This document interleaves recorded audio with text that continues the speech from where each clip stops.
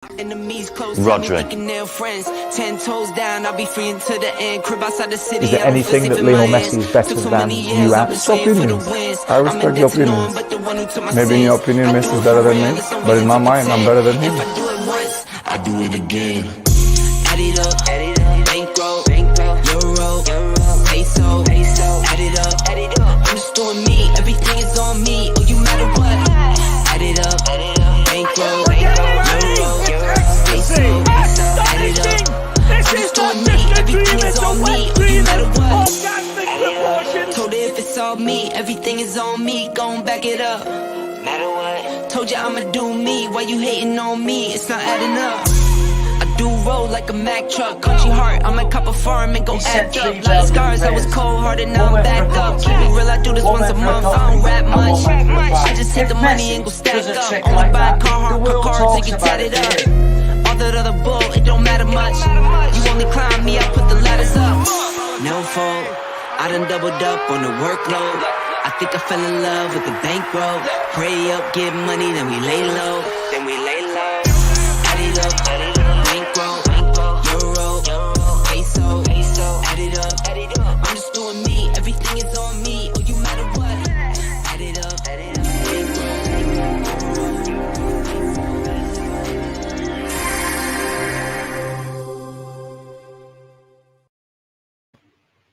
Yes, guys, I'm Si. Welcome to Ace Podcast Nation. This is Rhodri Giggs on football, live from the Rum and Tavern.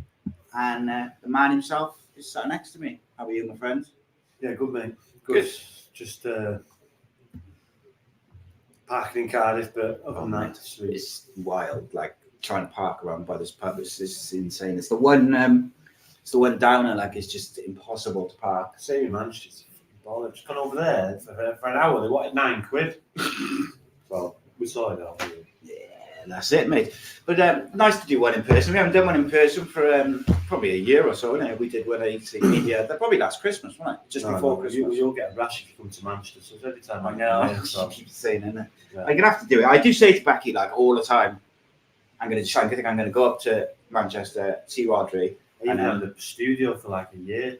I know. Studio. Still didn't do it. No. It's my geography, mate. I'd have ended up in Scotland or something. It's just insane. No, mate. It's obviously it's good to have you. Good to be doing it in person. Much preferred. But lots to talk about as ever. Especially your club. It's never boring. There's just always something happening. I thought we was going to start an FPL on the Soccer 6, Super 6. Right. Okay. We always start for that, don't we? We do always start out with the fantasy league. I've just given up. I've just been and just stopped to just give it up. Without even looking at it, I am about 300 points behind you, approximately. Like it's that bad. Sure, you was in front of me when we started. Well. Probably. I've looked at it once since I started it. But Charity League updates. This week's round of the Super 6 prediction was won by Nadine Carter, who scored 17 points. Ex-Cardiff City defender Lee Jarman close behind on 16. And then we have the new overall leader in Alan Bodman, who's got an impressive 248 points this season. In terms of fantasy Premier League round, still active with the last two games being played tonight, so no update for that yet. But in terms of me and Rhodri, the Super 6 is close as ever, with myself on 195 points, brothers on 199. We both scored 6 points this week. And that's it. Yeah, there's no update for the Fantasy Premier League, apart from I'm on 777 points and Rhodri's on 902. The next round for both... It's a big gap, mate, that is. Next round for both are on Saturday. Also, if you haven't used your wildcard chip for the Fantasy Premier League, you need to use it this week or you will lose it. And there we go. But the Super 6, mate, is it's like neck and neck all the time, isn't it? I get ahead. Just keeping it interesting for the viewers. Once you start getting to the championship rounds, that's when I just start to fuck you up. Sorry, you fall away. I think fall away is what's happened the last two seasons. Like those little you overcomplicate to the face and I think you overcomplicate. Yeah, that's what I think anyway. But yeah, it's gonna be good, mate. We've got, like I say, loads to discuss, particularly some interesting going-ons at your club. Start with the game. Villa 2-0 up after 20 minutes. You must have been thinking, for God's sake, what are we doing? Yes and no, because if you watch the game, Yeah. if you watch the game, you'd have known there was goals in the game. They could have scored in the first half. There's an extra half a yard behind, run behind, and they could have got a couple of goals. So with the right tweaks, which happened, they're still lucky. They went back up, brought back to 2-2. Onana scored, made a very good save. Johnny Evans cleared basically off the line. But you need them kind of bit of luck if you're coming back from 2-0 and you're going in to get a winner. And it was back to like old United ways, tails behind them and going for the throat, and that's what you want to see. Garnacho on the right, Rashford on the left, and Ireland gets his first Premier League goal, which is a very good goal, Very good. instinctive goal, and hopefully now he just goes from strength to strength. He had such a little space to aim at, Hoyland as well. Instinctive. But I think that's what he needed, was like the chances where he hasn't got time to think about it. I think that's where he was struggling in recent weeks, where He's given a lot of chances, really, hasn't he? 1 or 2 shots in it. But like, even I'm sure one of us two said that Garnacho off the right would be a good idea. Sure, it was proven right. Yeah, You know, it's me. Yeah, I said they should play like Anthony on the left and Garnacho on the right. If you throw enough stones, you're eventually going to hit someone. Well, that's it, isn't it? You throw some shit at the wall and see what sticks. But no, I think, like I said, my point was that the inverted wingers and keep cutting in was just not creating nothing. I agree, and Rashford wasn't doing out there, so he's better on the left. And Garnacho Crew, he's better on the right, crossing, scoring goals. And though, it was what I found interesting. There was a couple of things which I thought were quite interesting about the game. One, I thought Villa played into United's hands perfectly, because they play such a high line that even when United they've done that well this season, though, haven't they? But when United in the first half, even though it was 2-0 at half time, it could have been about 4-2 to United. United had really good chances in that 20 minutes after the second goal. And I just thought, just drop in for the first 10 minutes of the second half. If Villa had just dropped 10 yards back, I think they would have just maybe taken the wind out of United's sails a little bit, because United just kept getting in behind them. And it was just like, the more you get in behind, the more you believe, didn't you? And you had the disallowed goal. But ultimately, I thought the big difference between that game and the Chelsea game, where they did quite well, and some of the other games where they've kind of shown glimpses of playing like they can, is in this game, it wasn't like a basketball game, just going end to end to end. United had control of the midfield. I still think they could do with like having Amrabat or someone in there with Mainu, but McTominay out. Casemiro. Yeah, I think he's not far back, mate. Him and Martinez. And this is what people forget. No, right? I'm sure either. Yeah. But I thought Dallo did quite well in the second half. I thought first half he was a bit shaky, but second half I thought he was very good. I like Wan-Bissaka as well. I think he's very good. And I also think that Varane has made a big difference in the last few games. Even in the West Ham game, where they kind of got done on the break a bit twice. Like Varane didn't play in that one, did he? The game before that, Varane played well, and the young lad did well against Villa. He obviously came off towards the end. But like, what people forget is the side which Ten Hag did very well with last year. If you look at his preferred starting 11 from last year, yeah, where they've won the League Cup, finished third, whatever, gone on that big run. Out of that preferred 11, I think there's something like 4 or 5 players who have played like 2 or 3 games. Then when you add in the likes of Mount and Marty, who's the other one who hasn't? Hoyland, when he was injured when he first came in. Like, he hasn't had the opportunity to play his preferred core and the new signings.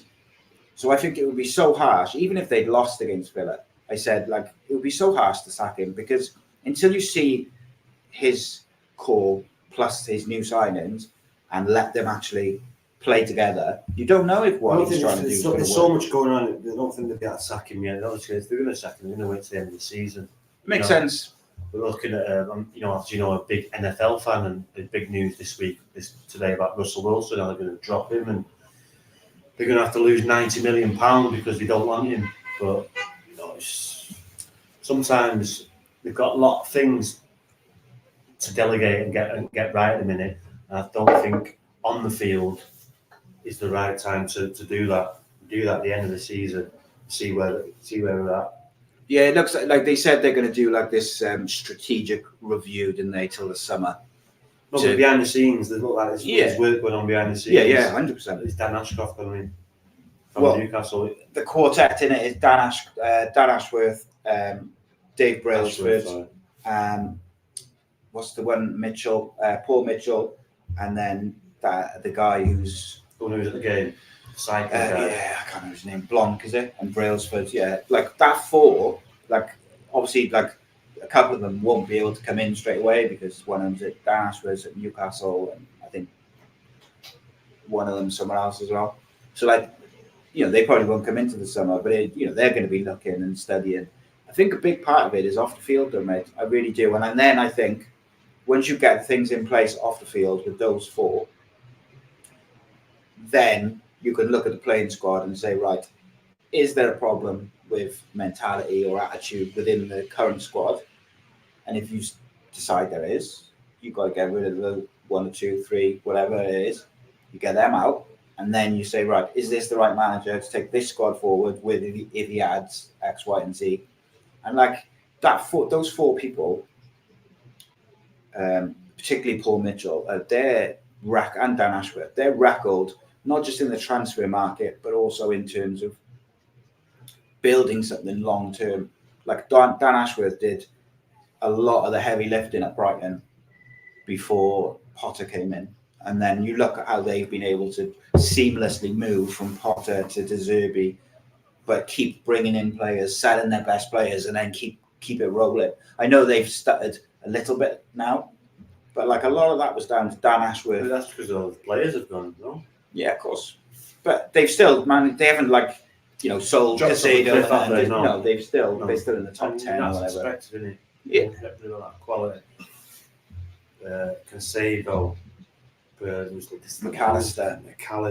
But they sold some of the kind of, those were the they were the superstars, weren't they? Those three. But then they've sold a couple of the younger players. The keeper gone as well. Yeah, the keeper went to Sanchez, Tottenham. Arsenal, wasn't it? Arsenal. He's from Arsenal or Chelsea? No, Chelsea. Chelsea. Yeah. And then the Brentford keeper went to Arsenal, didn't he? Yeah, I think I've been quite consistent when we've talked about it all along, mate. As I've said, to me, you keep Ten Hag, you get things above him right, and I believe that he's got a track record historically that he'll succeed. I think he's already shown that he's got a mentality to deal with big moments off the field. You look at how he dealt with Ronaldo and Sancho, and regardless of whether still dragging on that Sancho one, wasn't it? Well, apparently it said today in the papers that any decision, transfer market, contract renewals, managers, anything remotely like that has to go through INEOS, even though they've got to have this fit and proper test thing. It's all got to be, so the Glazers can't sack Ten Hag, say, or they can't sell Sancho without Jim Ratcliffe giving it the okay, which in theory I think is good because it couldn't be bad though, couldn't it? Well, yeah, because they're cards, people. You don't flying for power. Yeah, I'd like to think the Americans all about money. Just bring me money in. Well, I think the Glazers, if you look at it, like historically, they're probably, as long as they get that big fat check, they just don't care. But I think most importantly for United, like Sancho's got to be out in January in one way, shape, or form. He has to go, even if it's just on loan till the summer, and then they make a decision with the new manager or the current manager, whatever it is, after they do this review. You have to get him out of there in January because I think even though he's not around the squad, he's still speaking to him, isn't he? Yeah. So there's still, and you know what it's like in a dressing room. If someone's not getting on with the manager, it might not be vocalized all the time. He's still moaning. It goes on everywhere. As long as you've got a good core group, which is questionable. So just to wait and see. But it was a good start against Villa because Villa are a decent side. They got some good results. I think it would have been a travesty if we got beat there. I thought they were unlucky against West Ham, mind. They really did. United, I thought they were unlucky against West Ham. I thought they got done on the break twice. But they just create nothing. Oh, they weren't. I'm looking at Bournemouth for 3-0. You can't keep on getting getting beat. These 2-3-0s. So you then, as a United fan, like what's more important to you between now and the end of the season? Winning football matches, or would you accept losing, say, not quite a third, but losing probably a few, but the performances, from the Villa game to the end of the season, become more consistent. So more games than not, the performances is good, but there might be a few slip ups because you've got young players in there or whatever. Or would you prefer to just see sort of turgid results? You've got to see consistency, don't you? Yeah, I just think because you just spent £400 million. That's wild when you think that they've spent that much and they still need. But it's still dead wood that Jose Rooney was talking about, Ralph Rowley was talking about why these players still. It's hard. You can't move all of them out at the same time. Martial, well, he'll be going on. Martial, Rashford is still question mark about him. His attitude looks like a baby. He looked better on. He did look better. Didn't he? His attitude. His dummy might be on next week. Yeah, you can't take the risk, can you? Well, so just get into the bottom of it and see what's wrong with him. And again, like I don't know, so it's purely a hypothetical. But like, is he a bit frustrated because he's mates with Sancho, and he feels like his mate should be in the squad? Because we know they're at the very least they're good mates. Like, if your good mate is out ostracised, and you kind of feel like it's a bit harsh. Yeah, possibly, yeah. But it's obviously a hypothetical. In terms of the INEOS, that shouldn't affect him really, though, is he? He's professional. Yeah. He's not only getting paid handsomely to play football at a professional level, which is every kid's dream, every bloke's dream, but he's also playing for his hometown club, which is literally every football fan's dream, isn't it? Like, everyone dreams of playing professional football, blah, blah, blah, growing up. But like, the dream is to do it at the top level for your club. Yeah. So regardless of if your mate's having a paddy, you should be able to suck it up. And then when you add in here's 400 grand a week, come on. I think you can run. That should come into it. When you grow up playing for Man United, he should know. But this is how the mentality's changed, doesn't it? Like what we were saying the other week. It changed like 5 years ago when he posted the team. Now all of a sudden he's a big time Charlie, he's getting 350 grand a week and you can strut around. It's not the way it works. Yeah, I don't understand it. But maybe there's something else going on, maybe there is something which is away from football, which maybe is causing some sort of distraction. But in terms of the INEOS thing, Jim Ratcliffe will own 25% once they've done this fit and proper person test or whatever. It's not worth the paper it's written on, let's be honest. But so he'll own 25%, but he's also on top of that. So that's what the fee which he pays for that 25%, effectively the Glazers get. But he's also putting in 300 million, which is just for the football club. But when you break it down, 300 million does not go far at a club the size of United, does it? No, but you'd expect players to go out as well. Yeah, of course. I think you get 20 million for Martial, say. Well, I think his contract's out, finished. Oh, is it? His end of contract. No, he signed a new one. No. I think it's the end of his contract. He can sign with people from January. Ah, okay. Van der Beek. He's gone, and he said McTominay, 30 million. McTominay, possibly. One of the fullbacks, possibly. Varane, possibly. Varane and Casemiro is an interesting one because they've got a decision to make, haven't they? Rashford, possibly. That would be proper open heart surgery, as Ranić said. Someone says here, I sold 100 million, 120 million. What would be your minimum for Rashford then? 100. You take 100 million straight up. Yeah. But the problem is, right, if you say they sold Rashford, scored 2 goals, then left with. Scored 2 goals. But I think it's a fairly safe bet that he's going to find his form at some point. He's proven. When? Yeah. He had one good season, that was last year. One. Where he's consistently scored like 25, 30 goals. I thought he had 2. Maybe his debut season he was all right as well. Yeah. But they need, they're on about a new stadium. Ronaldo said the training facilities are all sorts of, they need all like they were the same when he left was when he come back and things like this. There's so much stuff that needs doing, both physically and sort of strategically in terms of the setup. Like it just feels like it's a massive job. But one of the things which Dave Brailsford said in his cycling days was what did he call it? I forgot the term he uses. But effectively, it was like gradual, like small improvements everywhere. Yeah. And then it starts to take care of itself. And that strategy has worked everywhere they've gone. Now, people who are moaning about it are moaning about two things. They're moaning about, look at Nice, look at what they've done there. And then they're also moaning about the fact that the Glazers are still 17 goals. So there, he's had he's had a good season. It's not consistent. You have one good season and a bad one. Yeah. One good season and a bad one. One good season and a bad one. And that's the problem, isn't it? Sorry. It's like that's the problem is you can't you can't get like consistent out of him. And I think that's what separates Rashford from say an Mbappe or a Messi and all these players that we've seen over the years, like the very, very best, is they do it week in, week out, season out. And it's just Rashford, like you say, is one good season, one bad season. But it does seem to be, like this time around at least, in terms of him having a rough season, it does seem to be more attitude than... Like it seems to be his attitude that's led to the drop in quality, rather than a drop in quality or a drop in form that has led to him sulking. Like it seems to be his attitude that has caused problems. But then I suppose it's like a bit of a vicious circle, isn't it? Whatever attitude, you should still be 100%. Yeah, and I think that was especially when you're an academy player.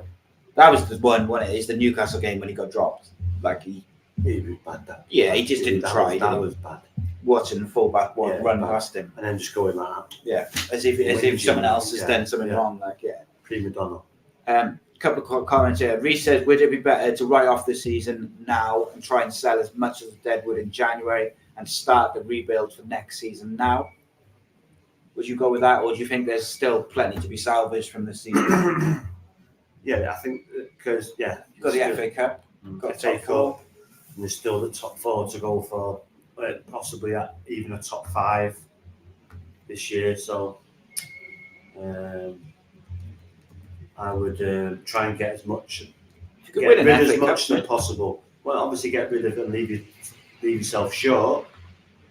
You still have these people on the bench just in case. I know it's not ideal bringing these players on, but no, I won't leave myself short. But I'd get rid of as much as I can, i.e.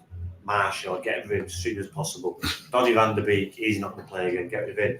There's 30-40 million we can play with. Well, I think as well, McTominay, I would get rid of McTominay. I would get rid of McTominay in January. His price tag's gone up a bit, so he'll get 45-50 million.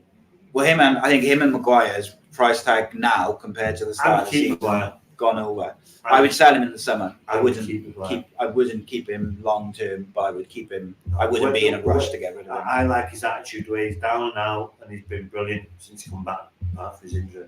But yeah, I admire that kind of attitude. Yeah, no, I 100% agree with you. Been really good as well. But I think it was in the first 2 years when he come. Yeah, no, I absolutely agree with you regarding his attitude and his mentality to be able to come back from where he was. Cardiff side, he would. Just about. Only just.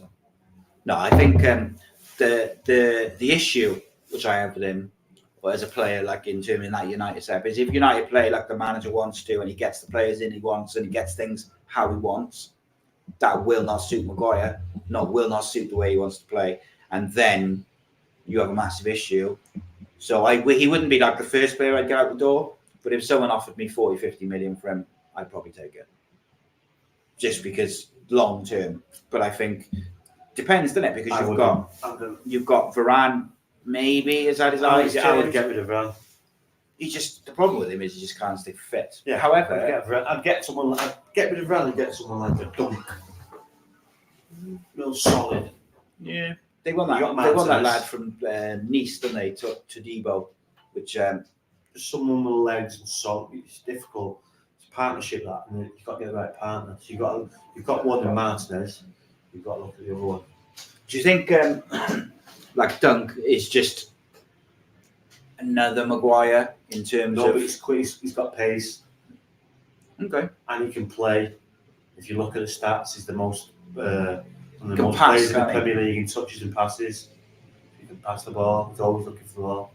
The way they want to play out, which winds you up sometimes when you just Anana's just like passing it to someone in the 6-yard box, and then he's passing someone on the spot. Tell you what. And Johnny Evans pinging it back to him. Yeah. Did you see that one? Jesus, What was he trying to do? Johnny Evans pinged it back to him. It was like a shot, wasn't it? Yeah. And like, do you know though, right? I saw some people slagging off Onana again, and I saw people moaning about Johnny Evans' play, and it's like, but Johnny Evans in the last couple of games has been outstanding. And when you consider, like, he's probably playing more games than they thought he would. I think he's doing a great job considering he's 37 or whatever, and just It's not where Man United should be at, was it? no, of course it's not. But with injuries and stuff, he's had to kind of chuck I his expect boots that on. on clubs like Cardiff and stuff. Yeah. Like that. Well, you would, didn't it? Just like No, but Johnny Evans, Johnny Evans would have come to Cardiff this year, you'd be like, 37, Yeah. but no, decent. we do a signing. wicked signing. Yeah, so, Suit the way the manager wants to play as well. yeah, I so, follow but so he shouldn't be coming United. No, you're right. I think there's money to be made though in There's some of times those when they were players. doing that back in the day, they were bringing 36, 37-year-olds, 35-year-olds. They would play like Laurent Blanc, World Cup winners. Henrik Larsson on loan for like 6 months to tide you over, sort of thing. Do you know who I was? That's what I was saying about Onana. So people were moaning about him, saying he should have done better for the free kick against Villa, and I was like, yeah, like if he comes and cleans out the defence again, but it's so hard when it bounces and that. I disagree. You still, Because it's you've got to everyone's stay in two minds online with the ball, and if the ball, someone gets a touch on it, fair enough. But to you just leave and just go, Yeah. you've got to follow the ball. If it bounces and no one touches, you just collect it. Yeah, Simple. I agree. Someone touches it, so it's all down to him. I agreed that it was his fault, Plus- but I don't agree that it was like this huge Plus- clanger. Like, He's in his 6-yard box. Why is he not coming out and just Yeah, going boom? just clean everyone out. But I actually thought he had a pretty good game. There was one where he puts a pass out for a throw, but where he was under a bit of pressure. But like you mentioned, that Johnny Evans pass. But most importantly, that header from about just inside the penalty spot. Yeah. And if Villa scored then straight after United had scored, I could see Villa It's going amazing, and winning. isn't it? Goalkeeper, 50 million doing his job. I understand that, mate. Just there it was as well. But Reactions, isn't it? Reactions.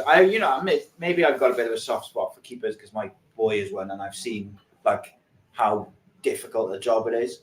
But I just think like sometimes, when people like just decide like he's shit, he's a flop, whatever, and they can't see past it's his that. first season, so Yeah. plus United are all over the place. You can't really judge him. How many centre back pairings do you reckon he's played So with you this can't year? really judge him. Yeah, it's all over the gaff. What do you think of some of the young players who come in this last couple of weeks? Very good. That defender, I thought looked real good. Difficult to say, like in the long term of things. I just thought his passing was very good. Got a couple of really nice diagonal balls. Comfortable on the ball, defended well, didn't do anything wrong. Looked okay For a debut, Didn't really get put under pressure, did they?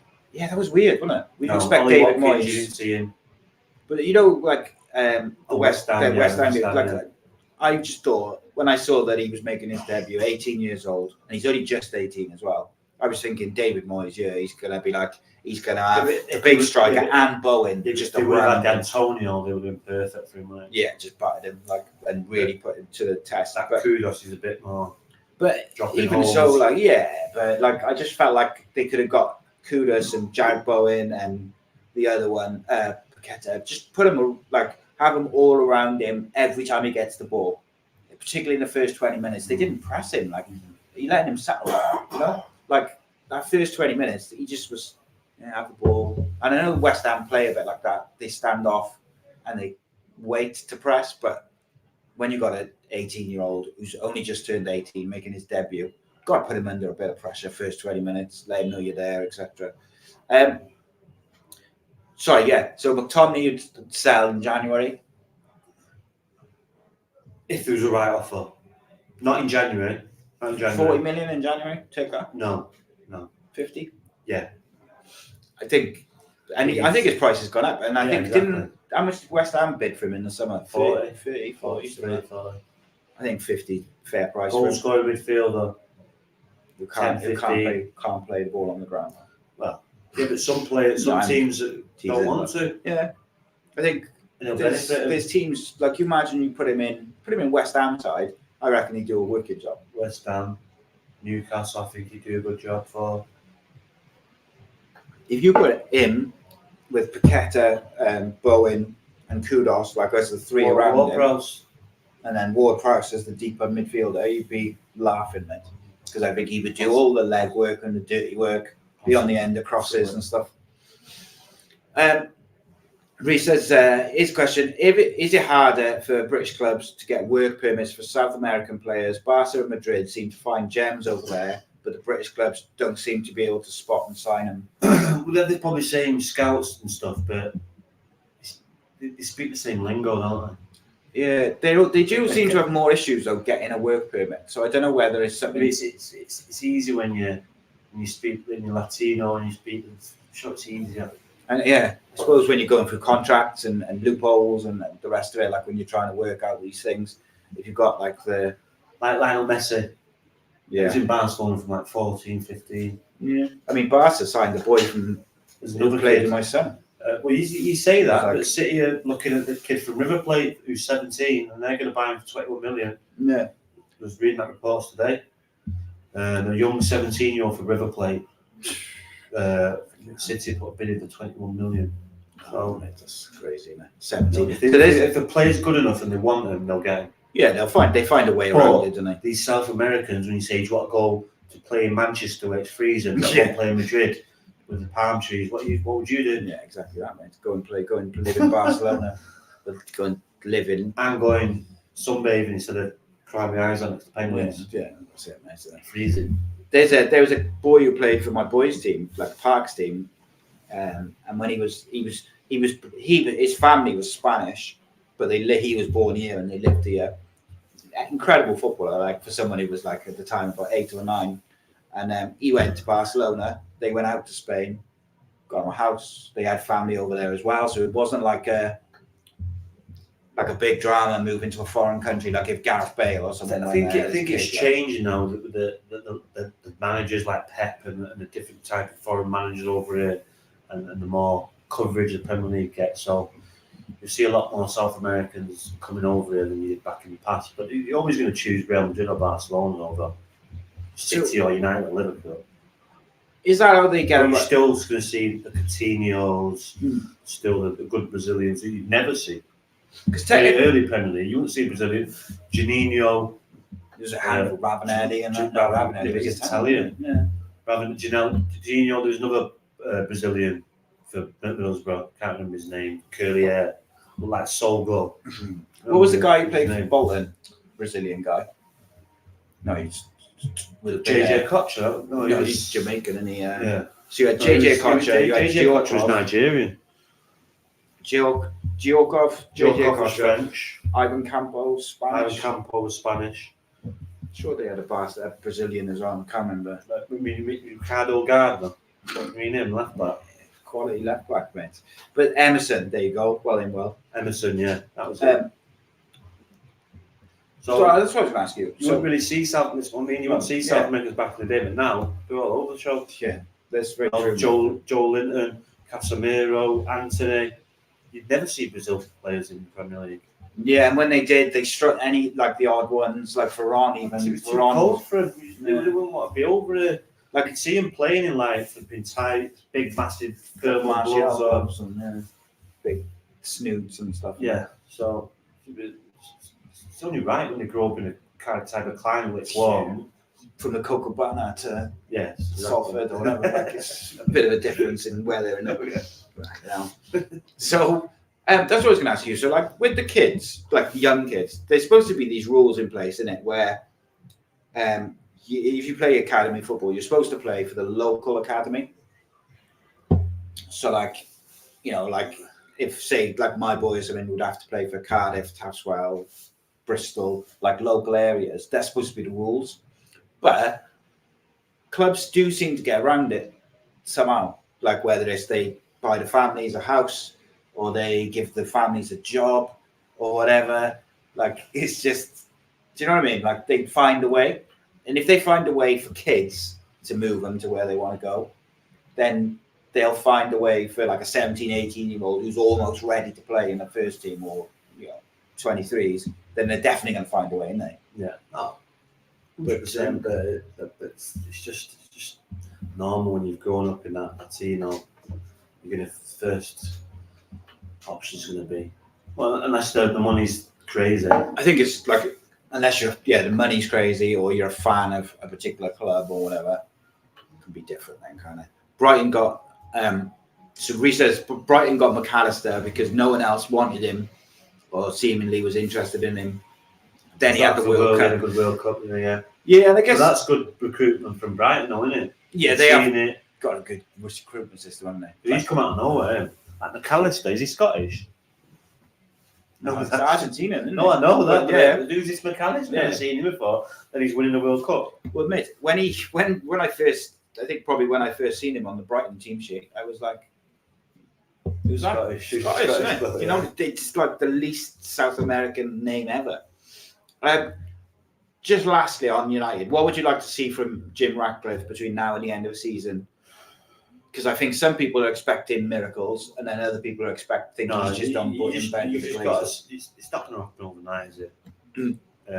Any realistic United fan knows that, but we see changes, we see improvements. What's happening with changing the training ground? What's happening with the ground? It's still fucking leaking, and just seeing better recruitment. Just seeing better recruitment is the main just one. See signs that they're getting it together off the pitch. When has a player come to United and then gone for more money? It's been a long time, mate. So, well, I would argue there's been long times since a player's gone to United. Casemiro, 70 million, no selling value. You're going to lose. Mm-hmm. But like, who's improved since they gone to United in the last 10 years? Bruno, maybe? Yeah, that's it. I think if you look at Bruno's stats, like, people get carried away with his whinging and this, that, and the other. But actually, if you look at Bruno's stats, apart from this year, like, they are insane since he's gone from United. He's up there with the literal best in the world. So you can't argue with that. Brighton are currently beating Tottenham 2-0, and Arsenal are losing 1-0 to West Ham. One for Arsenal. West Ham, Suchek, yeah. Not got him in the team. Yeah, A.C.E. Arsenal, bottling it already. There's a long way to go in that game. Well, look at that. Pedro scored a penalty for Brighton. I think he missed one earlier in the game. So, but he stepped up for the second one. In terms of the results over the weekend and over the Christmas period, like, what, any teams sort of caught your eye in terms of how they performed on that? No. I thought it was not as good as it had been in the run-up to Christmas. No, people like Arsenal, City, Liverpool, Villa, they're all like on a certain type of level at the minute. But Liverpool, City and Arsenal have got different levels. So you expect to see them to push on now. But, looking there, in West Ham are beating Arsenal 1-0 first half. So they've got to do well to turn that round, although it's been at home and it's still first half. But it won't be easy. But yeah, it'll be tougher this year. It's tougher because Premier League's side's getting stronger. The West Ham, we've got Paqueta, Ward-Prowse. These are very, very good Premier League players. Same with Villa. Very good Premier League players. Brighton, very good Premier League players. Newcastle. So you've got very good teams that on the day can turn you over. So it's going to be a lot tighter. But you still think City, Liverpool and Arsenal will come from one of them three.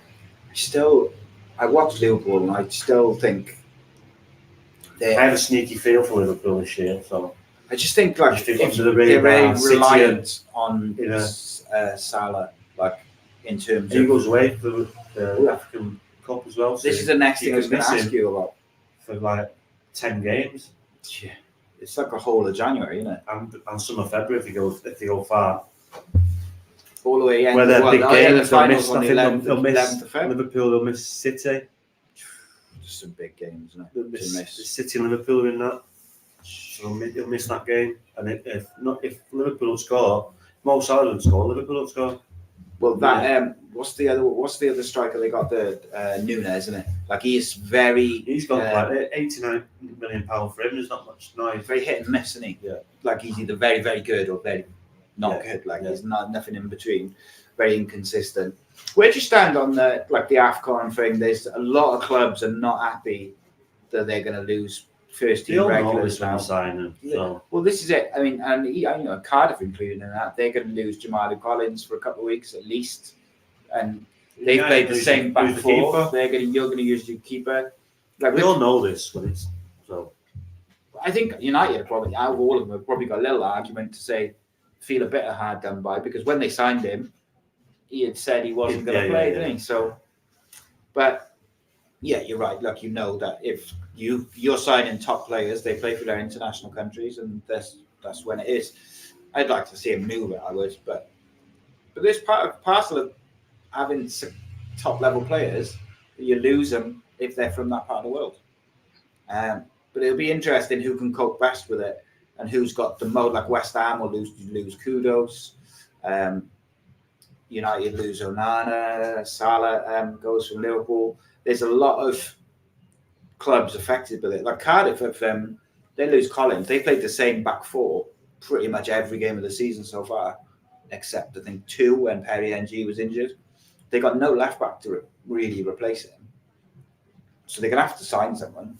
Whether it's on loan, they loaned out their young left back. They've got this one guy on loan who can play centre back or left back. But I mean, he didn't play particularly well when he did play, and I'm not sure that he's a left back. He's more of a centre back.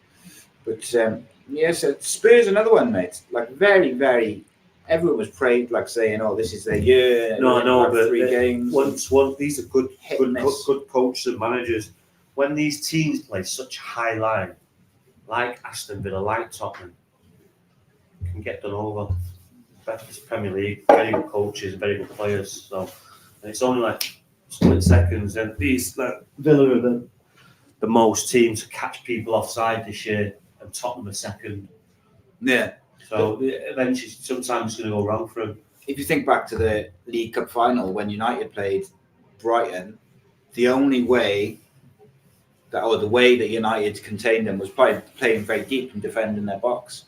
Whereas I'd imagine, I haven't seen the game tonight, but I'd imagine Tottenham haven't changed their tactics, have played a very high line. And Brighton, even if they're not as good as they have been maybe the last couple of years, they'll still take you apart if you play a high line, just like United did in the second half against Villa. And I think the Championship, the Premier League is becoming more and more like the Championship in terms of even on paper when you think so-and-so is going to beat so-and-so, any team can beat any team. And there's that belief in some of the smaller clubs or the non-traditional sort of big clubs, if you like. They all seem to have a bit more belief about them this year, I think, that they can go and get something against the big clubs. Because I don't remember a time when, like, City have lost, I think, 3 games already, like, by Christmas. Liverpool have Villa have lost 4. They've got rid of a lot of players in there, and it sees even with them they've got rid of some very key players. And if they've got top players out, i.e. Rhodri or Haaland, without Rhodri, they're guaranteed to win. Yeah. Well, the 3 games Rodri's missed, they lost, or the 4, sorry, the 3 they lost and 1 they drew. Like that's, but yeah, that's why we talk for about other clubs on the way in the car. Like Calvin Phillips, I don't think he's you don't fancy him and he doesn't like him. No, I wouldn't. I don't think he's at that like very top level. No. And like Rhodri plays as a single pivot, and like you've seen with United how difficult it is for one player to play on his own when you've got teams rushing through that midfield. Mm-hmm. So it shows how good he is. But also, I think with City is if City can't cope without that one player and it all goes to pot when he's not there, how can the likes of Newcastle and Manchester United's managers be expected to cope without 9, 10, whatever amount of first-team players? But they did. It's different in terms of how the media will talk about it. So like City lose those games, and the media will sort of say, oh yeah, you know, it's an off day, or the other club is treating it like a cup final, blah blah blah. Whereas United just have been slated all season. Newcastle have had a bit of stick recently, and it's like, yeah, but there's a reason behind it, but the reason's never talked about. It's weird. Let's talk about the Championship, mate. It's be very interesting, and then we'll do our predictions to finish off. But while I bring up the Championship table, mate, what's your plans then while you're back in God's country? Just families, just chilling really, see family and that. Nothing really. Probably might go to the fair tomorrow. Winter Wonderland, and then back home Saturday. What the weather were you as well? The Manchester weather. No, You should be used to it down there. The boys haven't played a game of football since proper windy last night. November. My boy hasn't played football like match on because Saturday. they've been called off. Because of the weather from probably the end of November, maybe. Yeah. It's crazy, mate. And they won't play now until like probably the end of And January. then they've got a bunch of all the fixtures they've got to get through. And then the league will go, oh yeah. It's 4 games a There's week. Tuesday, Thursday, Saturday. But yeah, there was at least 2 or 3 weeks where it's like sunny on Saturday and they called it up. Jokers. Yeah. It's frustrating, mate. It really is really frustrating. What? If I can, please.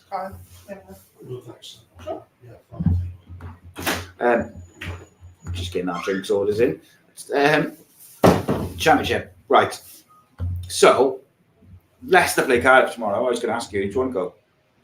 Or do you reckon you're going to be a bit of a squeeze?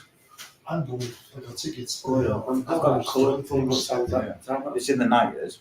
Possibly, yeah. Yeah, Possibly, I've got fancy a it, t-shirt. What? Oh, okay. Yeah, possibly, yeah. See how they go. I got tickets. I got to go. Okay. It's up to you, mate. Because Andy's down as well. He's working it. So I was thinking of going because I said to you the other week I'd leave you down Leicester, so it's been a good, decent game as well. Yeah. But I'm going to see my mother in the afternoon, and then I was gonna, if you want to go down there, I'll go down there. Yeah, leave that with me. You just have to get back to me when you finish with thing. Right. Anyway, as we sort out our days for tomorrow. Right. Yeah, Leicester slipped up, mate, and dropped a point for the first time in a while. I think it was against Ipswich, wasn't it? Didn't Ipswich score like right at the end? I'm sure they did. But the Championship's mental, mate. Like how like close it is in terms of just it never changes, mate. Is it? It's just constant, like so close all the way through. So I've got both. I had blackmail of my sister. I will sort something out. I'll see if I'll speak to Thingy later. See if I can get some tickets. Southampton. Do you think they're like 5 points behind Ipswich? Still doable, isn't it? Easy.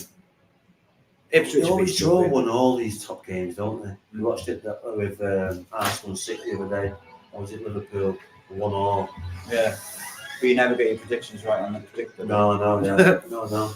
Well, actually, I had 1-1 didn't I, on that day, but Leicester and obviously Leicester scored later on. But they do look the best sides, don't they? Look, even though Down to Leeds. They're top 4. Southampton have really pressed on, haven't they? Yeah, they've kicked on recently, and they smashed the Jacksons, didn't they? It was 5-0. Leeds obviously had a difficult Well, result. they had that good result against Leicester, didn't they, Leeds? Stretch. Thank you. Thank you. Yeah, Leeds is an interesting one because they don't seem to have the same consistency as like some of the others. So, like Southampton, Leicester, and Ipswich have been very consistent all the way through, whereas Leeds have been a bit more up and down. But I thought Leicester was gonna beat Leeds. Maybe not comfortably, but I did think they'd beat them. And then I can't find the thing, but I'm pretty sure they beat Leicester, didn't they? Or was it a draw? I'm sure they beat them. But yeah, that was right. They beat them. So they beat Ipswich 4-0. Great result against second in the league. There's a couple of lads a couple of people work with the Leeds fans, so I always look out for the Leeds fans. As soon as Preston North End Got beaten straight on the phone to me, mate, because he's a Leeds fan who's right on full time. So, but they've been doing pretty well. Apart from that, Well, yeah, and like that game on Saturday. but Southampton are flying, aren't they?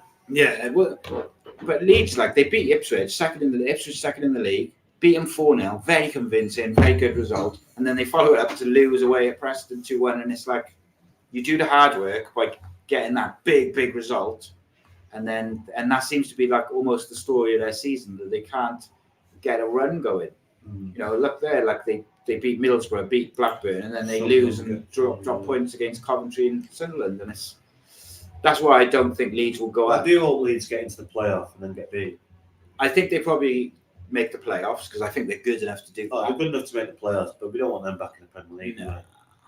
I think as well is if they get to the playoffs, they're so hit and miss that they could turn up and beat whoever they're playing 3-4-0, but they could also turn up and get turned over. You won't want to play in the playoffs, would you? Absolutely not. But well, it's always tight coming to the end. But it looked like looking at the table. There's 4 teams. But there's always a team. Going to be fighting it out. For me though, for the rest of the season, looking at that, it's going to be a 4-team race. I think Leicester will steam away from it, and I think Leeds and Southampton will bring Ipswich into there. Yeah, and then it'll be out of 3 to get that automatic one. Yeah, but even Leicester have been pegged back a little bit. Like, only 6 points clear. I think Ipswich has done really well. I think they'll tail off at the end, and I think Southampton will get that. I can see how that might happen, definitely. But in terms of the playoffs, like, there's always a team from sort of 10th, 11th, 12th, maybe further down, which comes late on and just wins like 10 games on the bounce. Yeah, we got Middlesbrough there. Coventry. Look at Coventry's form there. Like, you got Cardiff, I think. Then result against Leeds, so it's always difficult, isn't it? City are like anyone could beat anyone. Oh, it's such a weird league. City. Where are they? They're down the bottom. They've gone down. Stoke 3-1. Mate, they've gone downhill since he took over. Natives are restless. I'm not surprised, mate. If you go back and look where they were when Eustace got sacked, they were flying, mate. They were playing such good football. They got rid of Eustace, brought Rooney in, and then for him to come in for 2 or 3 months and for him to say, I could have substituted all the players except for one. That means they're not running for him already. Yeah, I am. But you know, one of the things which Roy Keane takes a bit of flack for from players who played under him when he was a manager is that he expected too much of players who didn't have it in them, sort of thing. Like they just weren't at the level that he was used to. So he was expecting certain things. They just weren't good enough to perform at that level. Do you think there's a danger of that for Rooney? Because he played like high level football for his whole career. It's always difficult for high level players to coach average players. Yeah. Because they want them to do could do what they could do, but they're not. That's why they're in the Championship. So I feel, in my mind, it's difficult for them. Yeah, I agree. Still should be able to get the work rate out of them, and well, that's a worry, isn't it? If they're not running for him, that's a worry because then you're not working. Yeah. The one player who is working for him is Jay Stansfield, who's obviously he's fairly well known because his father was right out, and he's in a bit of trouble now because his dad's was a former ex-City player, and then he's all right, cool. Thank you, mate. Last orders. So that threw me then completely. So he's an former Exeter City player, fan, and his dad played for him, and then his dad died, and then he played for him, and blah blah. So when he scored against Plymouth, who are Exeter's big rivals, he revealed a T-shirt saying "Once a Reds," because of Exeter. So so Plymouth and Exeter are big rivals. Do you think he should get punished for that T-shirt? Because it is a bit like What, once a blue, always a blue? I mean, really did. Yeah, I don't know. Mate. I just think. I don't know where I stand on it because I don't What like Wayne seeing Rooney's players. doing there is telling people what they want to hear. Yeah, And he'll say to, carry on. I did that. Yeah. No problem. Well, Just come on. And especially because he is scoring. He's the one player out of that team at the moment who is playing for him. He's running his guts out. He's finishing. He's on fire. He's scored 4 in the last 5 or something like that. He's looks a real player. That's the beat the stretch clear. Yeah, that was a couple of weeks back. Started gone down really bad, isn't it? Yeah, I mean, the problem with Birmingham is they were doing so well. Like if they were struggling before he came in, I think people would have more Well, that's the patience with him. problem, isn't it? Why They were change it? flying. Yeah. And he just seems to have turned it round, haven't they? Yeah, they were playing great football. They were winning. No. Everything. And then they just brought him in just for the name value, innit? And it's not going well. Cardiff mixed bag, picked up a win, drew with Plymouth. When's that Cardiff Leeds? 13th. Oh, back in work. Don't go back in work till like 10th or something, do you? 8th. Part time. I still think Cardiff are capable of getting to the playoffs if they sign the right players in January, but they've got to get at least 3 players in, I think. But I had this journalist to keep the ones that we've got. Yeah, keep certain players for sure. They Jordan James now not got to stay in. I don't know. Maybe he scored a goal for Birmingham. He's been starting since Rooney took over, so it's difficult to predict. I'd like to see him. No, I don't think so. Unless Rooney loses this, like he has to sell players maybe to get players in potentially. But I had this journalist Dan Whitcock on last week, who's very sort of EFL related on transfers and stuff, and he was saying like Kiefer Moore to Cardiff is pretty nailed on. Oh, there you go. And but one thing which he's not getting sniffed there, is he? No. It's like he's flying, to be fair. Yeah, he's scoring some goals, isn't he? But the one thing he slipped in right at the end of it, like as we were sort of just signing off the show, he said about Robinson from Cardiff might be sold, which I was a bit surprised by because when Ramsey's been out, he has generally been the preferred option over Colwell until recently, and Colwell's been really good. But he's not the first name which sort of swings the mind. Yeah. But they would probably get some cash for him. Like he's proven in the Championship, he's quite quick, good. But they've changed his position this year from striker to like number 10, and I don't think it necessarily suits him because he's got pace. You want to get him in behind, and I don't think Cardiff are far off, mate. Honestly, I think it's 3 players they need in January to have a good crack at the playoffs. They might make it, but they've had a really hard run of games now where they lost a couple, won a couple. If they were to lose, say 3 of the last 4 next 4 games, I think we're going to have a problem. That's all it takes in this Championship, isn't it? Well, you go from 11th to flipping 18th, and then you've got a problem. Mm-hmm. Like Swansea are in real trouble of getting dragged into the playoffs, into the but you win a game there, you go 6. Yeah, but their form and their performances. No, I mean Cardiff. Yeah, oh yeah, God, yeah. Win a game there, you go 6. It's so easy, like to go up and down just a couple of games. But like Swansea. Yeah, but Swansea got the luxury of being that these 3 teams are poor. Yeah, Look, this is it. Look at the 14, 16 and 14 games lost. That's poor.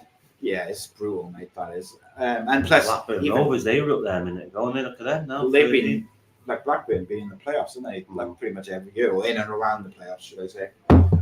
Right, let's get these Super 6 predictions. I've already done mine. I've done mine as well, so no copying me again. You copy mine, that's why you go behind, I'm in front. Yeah, I seen you changes the other day. This is got to be a steward's inquiry, I think. No, you're copying me, Struggling. One every season. Right. Go on, you do it this week, seeing as you're in the building. 4-0. First one, 4-0. So you can't copy. Who's playing? You're good. I don't know. I got 3-0. Oh, Villa versus Burnley, 2-0 Villa.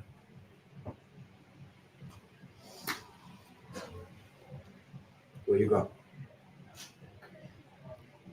panicking now because you want a coffee. You got? 2-0. 3-1. Go on. 1-0 Palace. I got 1-0 Brentford.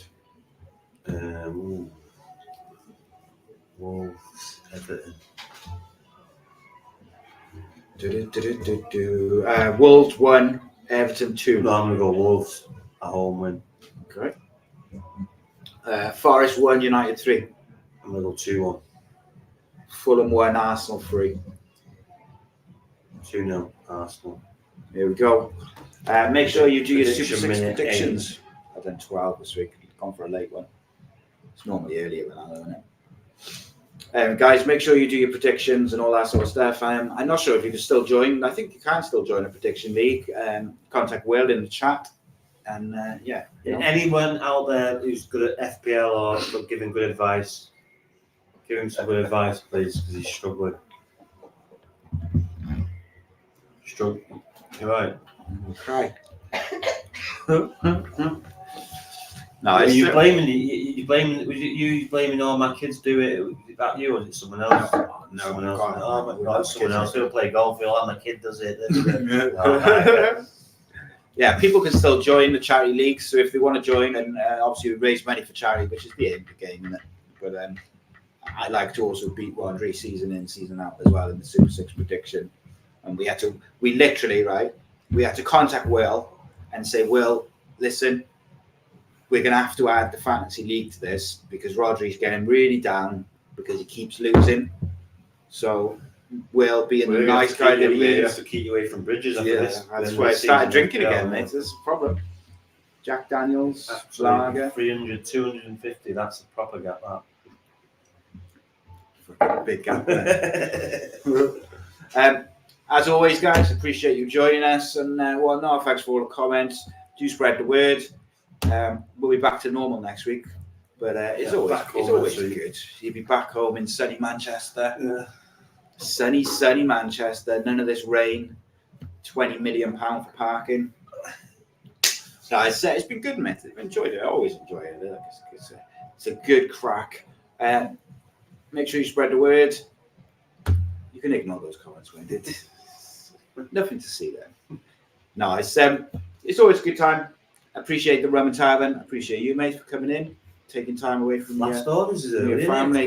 Yeah, they're closing up early. 10 to 9 last orders. Make sure you spread the word. Sports Social Podcast Network and anything else, and keep your eye out for ticket news for any live events which Ace Podcast Nation may or may not be putting on in the first week of February. Just saying. Take it easy.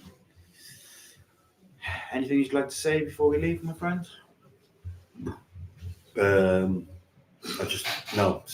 Excuse me. No. Forgot where you were then. No, I was going to say, I'll reiterate, if any FPL helpers out there, just contact me. I need help.